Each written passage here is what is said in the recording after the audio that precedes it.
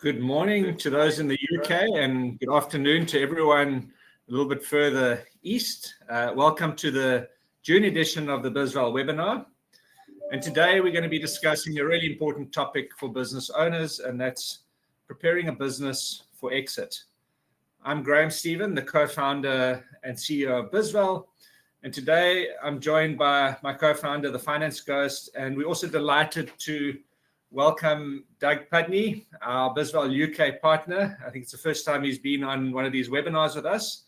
Doug's been in the UK for close on 10 years now, but don't let that distract you. When he opens his mouth, you'll see he's a born and bred Sappho who has acclimatized into the UK. But he's got a wealth of experience in valuations, coaching, consulting, and exit planning. So I'm going to give him a chance to introduce himself formally just now, but Doug, thanks for being here, and we'll open up the mic to you shortly. Just the usual housekeeping.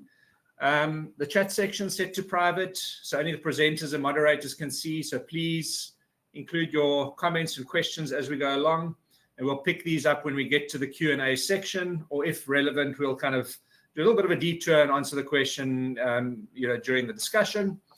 We are recording the webinar, so it will be made available both via Demio. You'll get your email with that, and on YouTube afterwards. So if something comes up and you want to come back and look at the webinar a little bit later, it'll be available. Or if you want to share it with friends, if you find it useful, please do that too. Please also check out the handout section of Demio. So our latest newsletters there, and go have a read through that in your own time. So I think to kick off, I'm just going to bring our presentation up quickly. Go back to the beginning.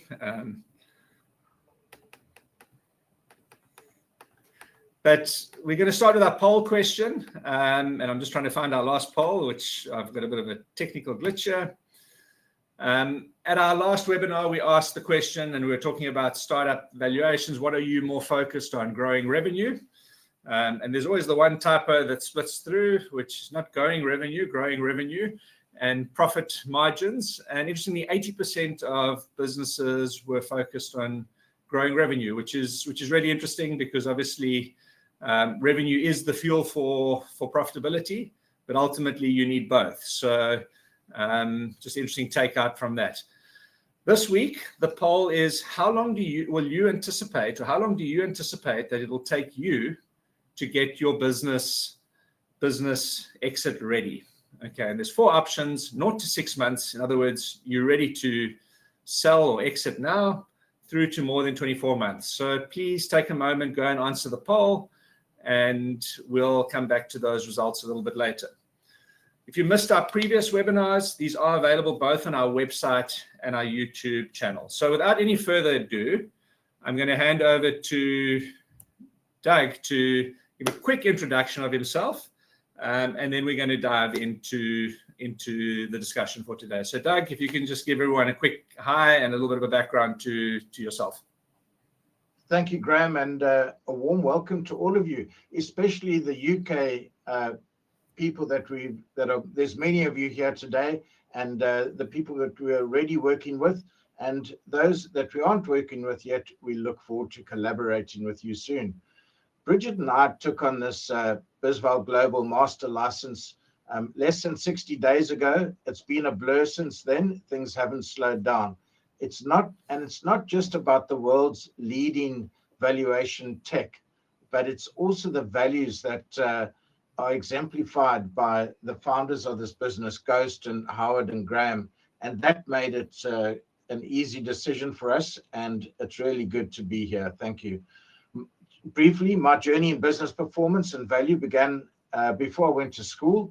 It was inspired by an early lesson around a Christmas tree. It was rather sparse that year, and my mother said to me, the family business had not performed well, and things weren't going well, and that's why the tree wasn't good. The year before, the tree had been good, and the following year it had been good. So since then, I've always been curious about business performance and value. Our background's accountancy, business law, and economics. And for over 30 years now, I've been working with businesses that are exiting, scaling, and working with business valuations. I think that's enough for me, Graham. I think, why don't you tell us about the agenda? What have we got for the audience today?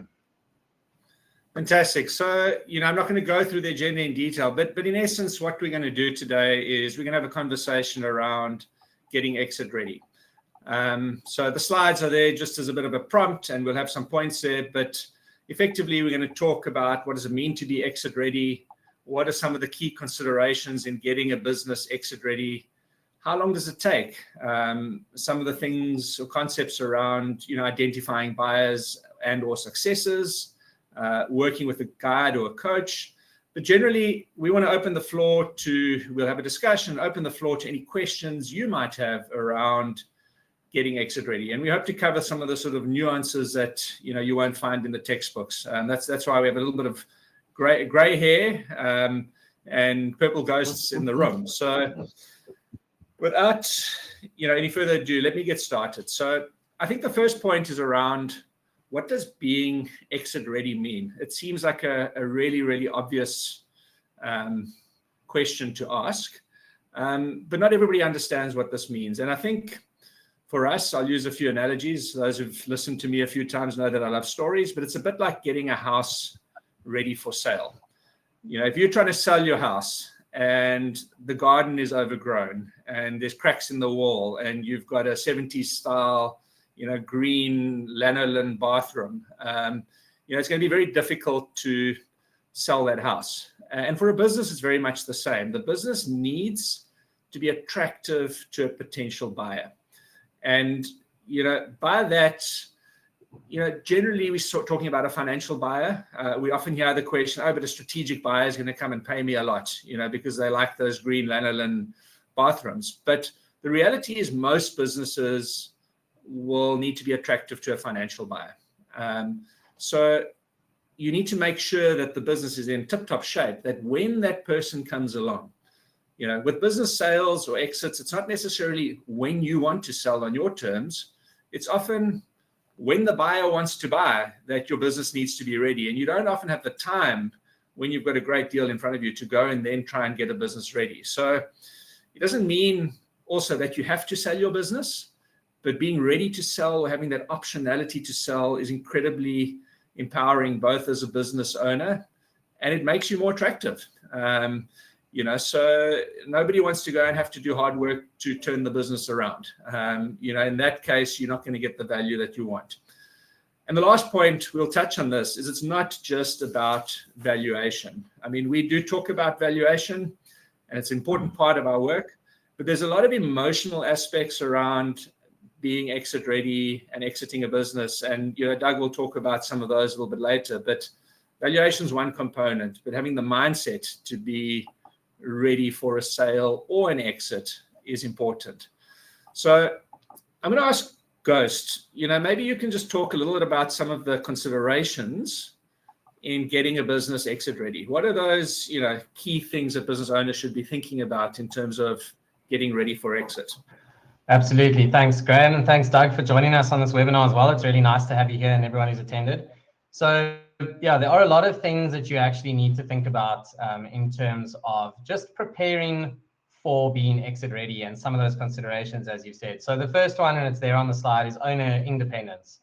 The test is actually pretty straightforward, right? If you can't take a holiday, you probably can't sell your business. That is just the reality, because it means you are so deeply involved in the day-to-day of what it is you've built that it is very, very difficult to then separate you from the business. And the problem is that you are mortal, even ghosts are mortal in this context, and your business can't be, otherwise you don't have something that you can sell. And it takes a very long time to actually build out true independence. And technically, a business can be sold without having 100% independence.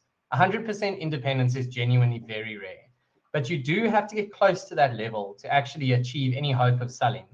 And remember, the less dependent your business is on you, the longer, or rather the shorter the handover period will be when you sell it. If the business is still very reliant on you, any sophisticated buyer is going to tie you in with lots of onerous conditions.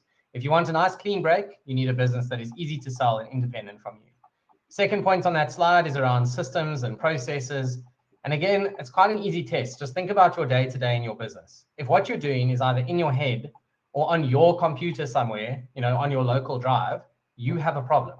It's going to hurt your ability to sell your business. Because when going through a due diligence, an informed buyer is going to work through the operational processes in your business. The more that is automated, cloud-based, and independent from you, the better. If you are using mystical files that are saved on your C drive, there's a problem. Third point here is around a clear strategy and growth plan. So if you cannot articulate where the business is going, then a buyer is going to assume that there's no growth in it, and even if there is, you wouldn't know where to find it. This is going to directly affect your valuation, because you can write anything you like in a spreadsheet. You need to be able to back it up with a proper plan. So work with a professional in this area if it helps you. But above all, just be ready to show how the business is going to move forward from where it is today. And then you need to be ready to answer the awkward question, which is, wow, that sounds great. So why don't you do it? And why are you selling? So it's a very fine line to try and balance, but it's an important one to do as part of a deal.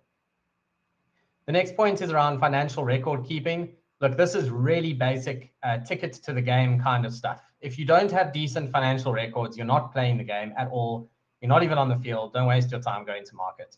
And this is more than just your annual financials, actually, and people forget this. You also need good management accounts, because you're going to show your annual financials relatively early in a deal process.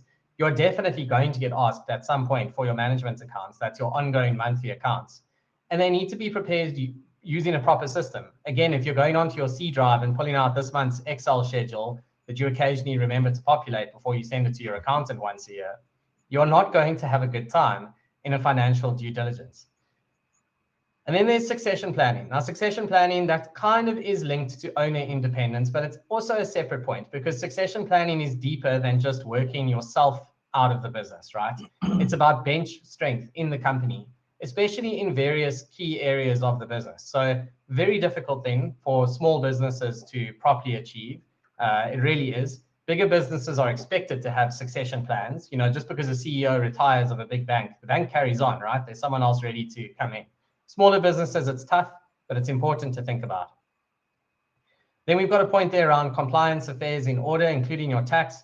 This is another one of those ticket to the game kind of things. No deal negotiation is going to go well, no matter how great your PowerPoint slides are and how smart your valuation is. If the negotiation starts with, yes, no, I'm sorry that my taxes are behind and there's a whole issue with the receiver of revenue, but I promise you that's going to be sorted out before a deal, and there's nothing for you to worry about at all.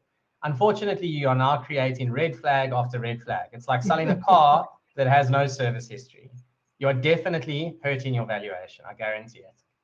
And the final point we've got on that slide is around the concept of a living data room. Now, basically, all that's talking to really is, if you think as a business owner that, at any point in time, you want to be deal ready. So if you're doing a transaction, you'll be asked to put together a data room, which is basically all your information that is required by a buyer in one place. Now imagine having that all the time and the kind of concepts that will build into your business. It'll make sure that your financials are always up to date, that you've got proper management accounts, that all your legal documents are in one place, that you've actually done a succession plan, and that you've built in independence. So the funny thing there is, building a business for sale actually builds a better business, because you're thinking about this stuff all the time. And even if you never sell it, you've actually built something really strong. So yeah, Graham, those are kind of the key considerations that I think that we look at, in getting a business exit ready. And of course, none of this stuff is easy, which is why this takes quite a long time. And I think, Doug, that's a point that you are really well placed to speak to, which is around the time taken to actually get a business ready for an exit. Thank you, Ghost. Yes, the time frame of getting a business exit ready is often really just likened to the length of the piece of string, and that's due to the variability. Each business that we come across in the market is unique. They're in different sectors, different arenas, they have different levels of maturity. There may be a sunrise industry, it may be a sunset industry. A sunrise industry like cybersecurity at the moment is all sexy, and that can make it an easier, quicker deal. And whilst some businesses may be closer to readiness, and that's due to, as what Ghost was saying, due to robust systems, but they sometimes need some subtle or substantial adjustments. And there are factors such as industry standards and market dynamics and the specific goals of the business and the owner of the business, and that all plays a role. So there's not really a one-size-fits-all answer, but it makes the process highly individualized, and we find we have to bespoke it for each and every single business. It's context dependent. And it's important to note that really very few businesses are originally built with the intention of being exit ready. Many business owners focus on daily operations and they even focusing on growth, but they're not considering the eventual sale or transfer. And this is really just a lack of foresight.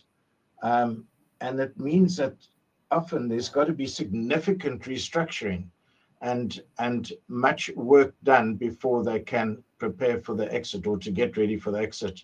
And this can be implementing efficient systems, as Ghost said, getting the financial records optimized, making sure that you're compliant with, you said the receiver of revenue in the UK, we're going to say HMRC.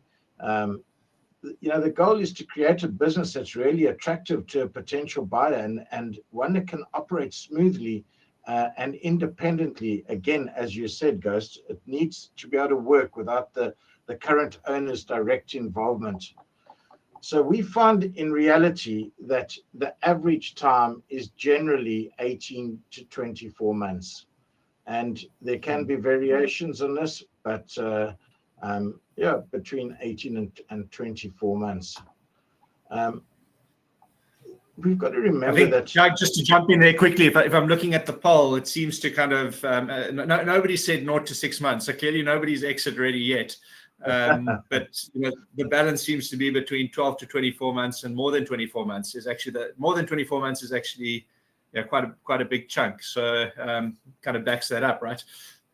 Yeah, Graham, what's funny, and we've discussed this in the past. I've got several clients of long standing, and they came to us to prepare for exit.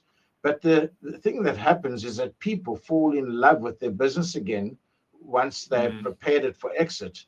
It becomes an attractive business to work in. You can go away for extended holidays. Your holidays can be further afield and more expensive. You're making more money. It's easier to do to get your work done. You've found freedom in your routine. May sound bizarre, but freedom comes from having a routine and a rhythm and a pattern in the business. And very often there's Chaos Street, and we've got to move the client from Chaos Street up to Control Boulevard. And it takes initial discipline to move to be the bridge from their goals to what success looks like for them. And that discipline eventually is changed into a habit. That's the good news, and it becomes so much easier. In terms of emotion, preparing a business for exit is not just a financial endeavor. It's deeply emotional. The owner's very DNA can sometimes be deeply entrenched in that business. And this makes it a strong attachment and really challenging to let go. There's so much that goes into it. And my recommendation is that owners should seek support from trusted advisors who can just be there to provide support and objective guidance and help navigate the complexities that they'll be faced with. And the final point on that slide is probably the most important one. And it's one that's it's a pet belonging to Graham, actually. He always talks about intentionality. And thank you, Graham. It's not even midday yet, Doug. Good water here in the UK. And this means just having a clear plan and purpose for the transition. And, we often talk about the business owners that are perennially successful, the sportsmen that are always successful. And the intention is just bury the intention deep in your RAS, your reticular activating system. We all have this super weapon that none of us really know about. And it's at that spot where men start to go bald at the back of their head first. It's about the size of a big hamburger patty. And it's a mass of electrons. And it's called your RAS. That's the acronym for reticular activating system. And if you can, your RAS is the compass for your brain. And the fuel for your RAS are your goals. So having smart goals about your exit, having smart intentions around your exit, subconsciously, you would just be doing the right things. So being intentional also involves regular evaluation and adjustment of your exit strategy, just to make sure that you remain aligned. And yeah, I think that's enough on that slide. I'm in danger of carrying on forever. Graham, I wonder about the time frame and considerations for preparing a business for exit. Maybe we can just carry on with that intentionality and mindset and barriers and ego and fear. I know that you love talking about mindset, and over to you. 100%. Yeah, we've spoken about this a lot, this concept of working on the business versus in the business. And often, I can speak from the hundreds of clients that we deal with every day, but also I think to make, to bring it to make it more personal is, sometimes when you're in the fire, you don't know how big of a fire it is. It could be a massive forest fire, or it could be a small fire, and being able to take that step back and say, how do you work on the business, not in the business? I think a lot of us as business owners know this intellectually, but it's really hard to actually do that. I'll take Biswell as an example. We, on the 1st of July, we'll be 2 years old, and we have to practice what we preach. We're going through this process now. When you start a business as a founder, you're doing sales, you're doing webinars, you're doing everything, you're doing the accounting. And it's really hard to actually give that over to somebody else, to move from an Excel spreadsheet of potential phone calls you need to make to a CRM system, because it's a sort of mindset of having to let go. But unless you let go, you're not able to move forward. And at the heart of that, I think it confronts things like ego. As a founder, there's a certain ego that goes with that. And letting go of that is really, really important. And fear. A lot of business owners go into business. They want to control. They're fearful of letting other people decide their future, and then also fear of letting go. There's a wonderful acronym which kind of I try to remind myself of when you get fearful about stuff. And fear stands for false evidence appearing real. And again, if it's just reframing a lot of these things to understand, okay, how do I invest my time? Am I going to create more optionality for myself? Is it going to be better if I work on the business rather than in the business? I think the biggest challenge here is also not knowing how. And there's another typo. This is just to prove that no AI was harmed in the development of these slides and these webinars. So we put the intentional double spelling in here and there. But jokes aside, is that's really hard sometimes. You know what you need to do, but how to get there and how to let go is really, really hard.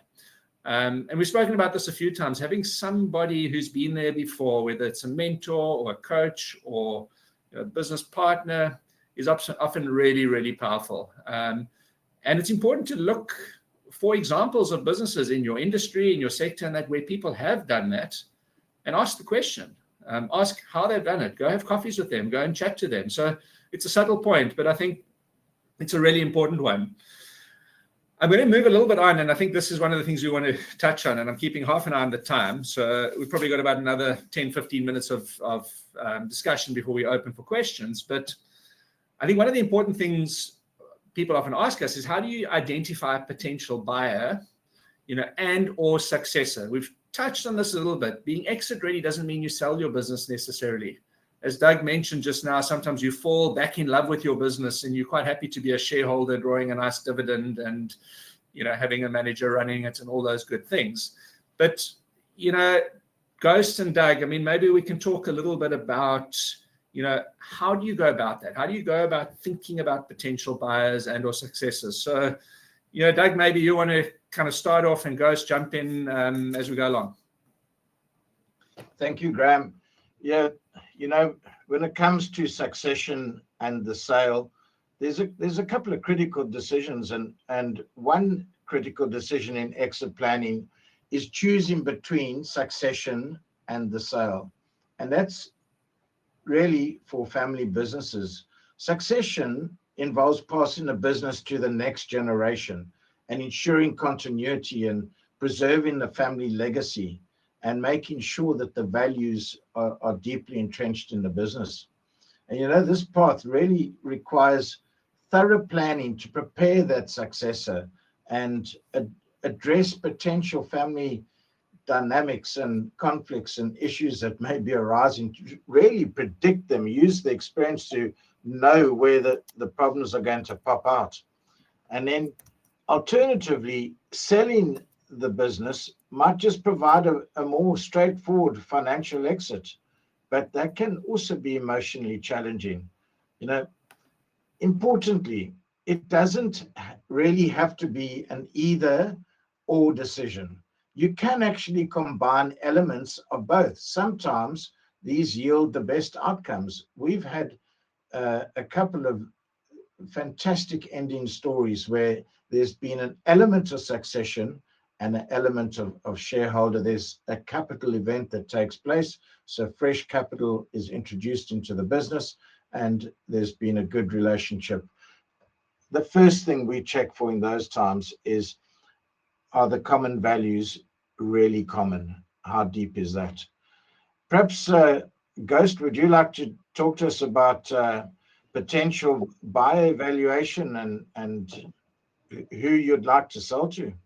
Yeah, absolutely. I do want to add one point, though, to the family business concept, which is that you do have to be quite careful around, bringing family members into a business. And the only point I just want to leave with people there is, passing down equity to your heirs does not mean you need to pass down employment. Those are two different things. They may not be the right people to come in and run the business, but they may well be there to collect the dividends long after you are gone, which is what we all want for our kids. But just remember that the sheltered employment option can do more harm than good to everyone involved. So that's a real consideration in a family business. When you're looking at potential buyers, I think it is important to try and figure out the values and the ethos and all of that. But I've got to tell you as well, having seen a lot of these deals play out in my life, and maybe with a bit of skepticism, once you've sold your business, you have zero control over what happens to it, and you need to accept that. So you can sell your business. If you sell 100% and someone comes in and with the best intentions ever, they promise that the person who has been working in your admin department for 35 years will be kept for the rest of time, etc., etc. Once you've sold, it's not yours anymore. And things are going to happen to that business that you might not agree with. Emotionally, for entrepreneurs, that is a very, very important thing to get yourself past. Of course, if you're only selling down part of the business, or if you're looking for someone to partner with going forward, that is where this kind of stuff becomes much more important, because now you're not passing the baton and taking money off the table. You're actually effectively getting into bed with that person and growing the business for years to come. So I would argue that in that situation, values and ethos is much more important than where you are selling and walking away. On the strategic versus financial points, I'm happy to talk to that too a bit. And then certainly, Doug, I want to hear your views. But a strategic is almost certainly, and by the way, a strategic investor just means someone who's coming in and they want your business for reasons beyond the financials that you're producing today. So either you have a piece of tech they want, or you represent entry into a new market, for example, and you just are a quicker way for them to get there. They've got considerations outside of what your income statement is saying. Whereas a financial investor is a professional capital allocator who is coming in and saying, listen, I need to make a return. Here's my hurdle rate. And I'm going to assume some fairly modest stuff about your business and see if you can get me there. A strategic investor will almost always pay you more because they are going to look for different things. They are putting value on elements of your business beyond just the numbers. If you can find a strategic investor, that's probably your best exit. But remember, you are often having to go through an awkward due diligence where you are showing parts of your business to someone who can either copy it or take an idea or compete with you. You have to be quite careful on a strategic investor DD. Financial investor DD, you don't really have those problems. Strategic investors will typically be people in or adjacent to your sector. Financial investors will be family offices, private equity, those sort of players. Doug, do you want to jump in there, or do you want me to carry on with operators and investors? You crack on there, Ghost. Okay, so I think investors generally are fairly unlikely to provide you with a full and easy exit unless you've got your succession plan absolutely sorted, because they are not interested in arriving for work next Monday at 8 a.m. In fact, they specifically do not want to arrive for work next Monday at 8 a.m. So if you think they're going to, or if you're asking them to, that deal is going to die a very quick death. An operator is probably a bit different, actually. They want to come into the business. They want to make changes. So selling to an operator is where you can still get an exit, even if your succession plan and your independence isn't fully baked. So especially overseas, in places like the US, for example, and probably in the UK as well, the search fund trend is an interesting one where someone is backed to come in and become the CEO and buy out the business. It's in its infancy in South Africa, but it is starting to take off. It's just a lot less common. Operators may come in and just be willing to come in alongside you as part of a handover period and get more involved. So a lot of it comes down to the specifics of your business. Like, where are you in the succession and independence journey?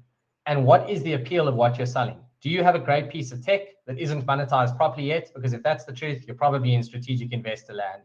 Or are you a strong operating business with great numbers, in which case financial investors are certainly an option for you. But Doug, I'm going to hand over to you there as another point on that slide to talk to, and just your thoughts on all of that, I guess. Thanks, great flow there. Enjoyed that. Good insights, Ghost. So I'm going to probably just look at that last point and say, you've got to really know what you're not prepared to do. Really, it's just crucial to define your red lines, your non-negotiables in the exit process, and to think about them up front. And that's where your exit guidance or coach will set the process out up front. And this could include not compromising on your company values, trying to ensure that your current employees, you spoke about the 35-year or 30-year admin manager, Ghost. It's about trying to keep them in solid job security and just maintaining the company's, the business's mission and their purpose, their honorable purpose beyond profitability. And knowing what you're not prepared to do, it really helps you to filter potential buyers and to be negotiating terms that will align with your principles. For instance, you might refuse offers that entail significant layoffs or drastic changes to the company culture. And by setting these boundaries up front, you ensure that the exit aligns with both your financial goals and your personal values.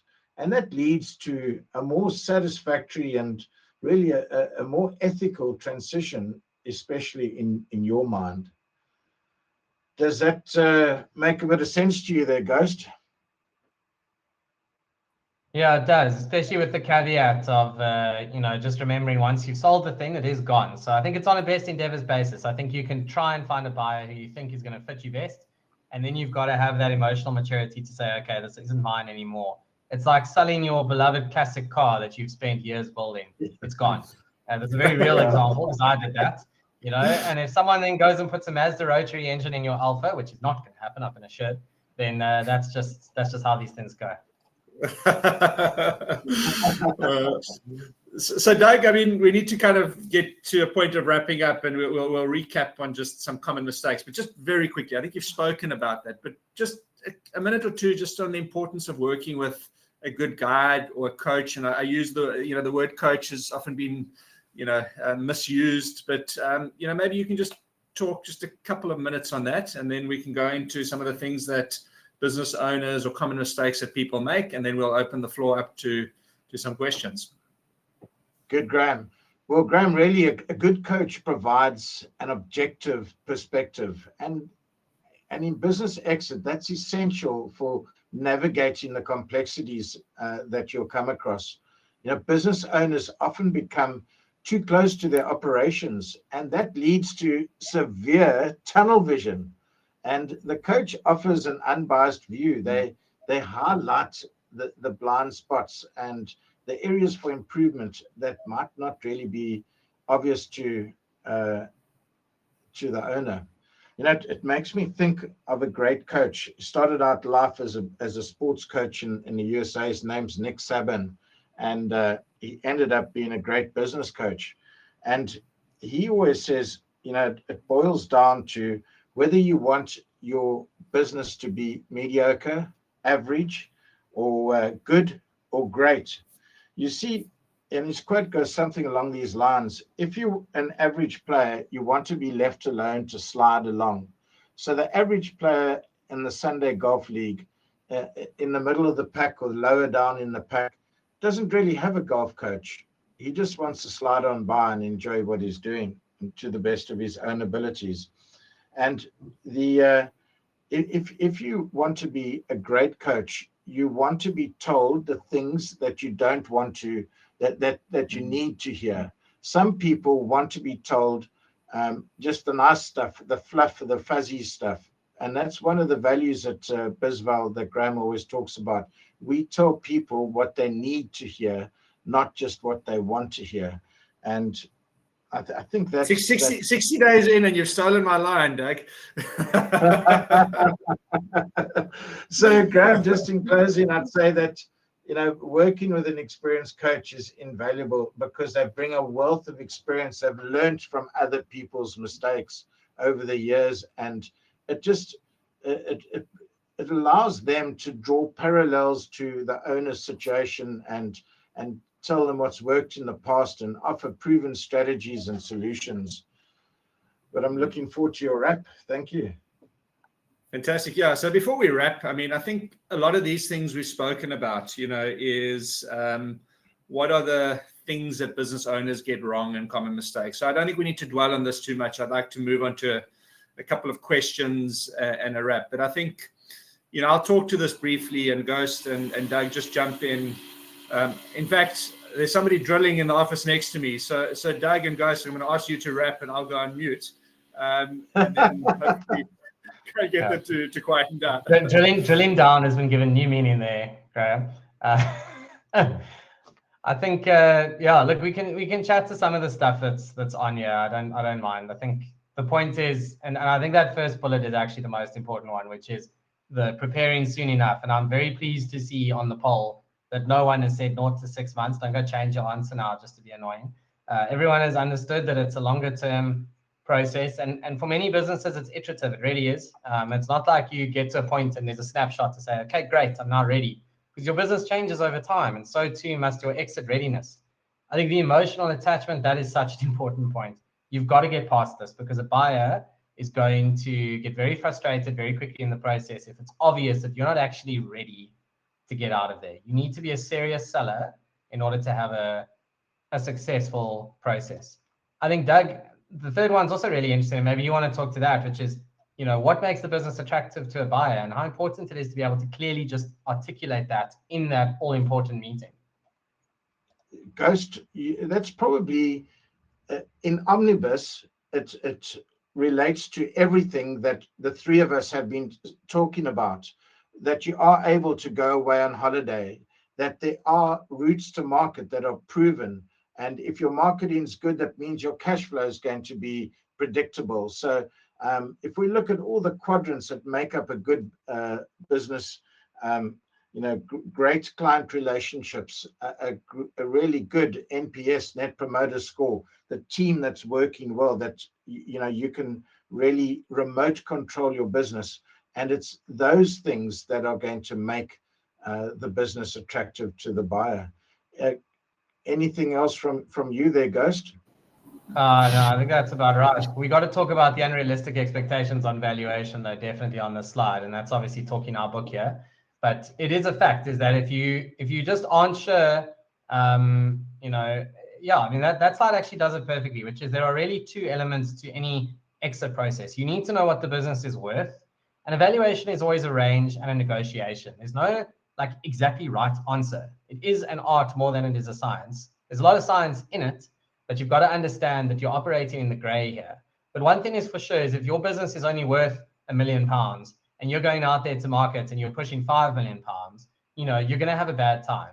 You're going to scare off a lot of buyers who aren't prepared to waste their time on you. It just is silly. And then alongside that valuation sits the exit readiness. Both of those things are really important. And that's obviously, a big part of where we aim to help entrepreneurs as they work towards an exit, is to not just understand what you are worth, but to understand the drivers of that value and where the negotiating points might be. If you're throwing out there a huge revenue expectation that you haven't really delivered on in the past year, part of what we will do is make sure you understand that that's going to be a tough sell, number one, and number two, that's going to lead to a transaction with all kinds of onerous earn-out requirements and everything else. So I think that combination, is very important. Thanks, Ghost. And I think, I'm not going to go through these bullets point by point because I think we've spoken about them, and the summary of this really comes down to 6 things. Start sooner rather than later. Understand what makes you, valuable and attractive. Don't underestimate the emotional aspects. Be intentional about it. Work with a guide where possible. And, understand the sort of non-sexy stuff, the tax and the financial and the record keeping implications of that, So that's really, I guess, the formal part of today's discussion. I see there are a few questions that have come through. And I think let's dive into those questions. The first one, and I'm going to do what I can because I've got the mic and the drawl stopped and I can facilitate. But the first one was from Grant. It said on versus in. Can you discuss how to go about allocating internal or external resources to allow headroom to focus on the exit? I find that owners don't add the extra hands along or don't always have or add the extra hands along with the extra skills to execute. So, Doug, I think I'm going to give that to you. It's a real challenge, right? Is, splitting that time, bringing in people, the extra cost, all those sorts of things. Maybe you can just share a few thoughts on that question. Thank you, Graham. Yeah, very good question. Thank you, Grant. Working in the business is quite dangerous. You're down in the engine room of your ship, and you can't actually see what's coming and what's going, and you can't see the dangers ahead. So you're not going to see the opportunities and the risks until it hits you square between the eyes. It's so important to be on the business. That means up in the skipper's cabin. So you can see the future and you've got your controls being your dashboard with you. It boils down to RACI. Graham, in a separate conversation yesterday, we were talking RACI, and that is responsibility, accountability, consult, and inform.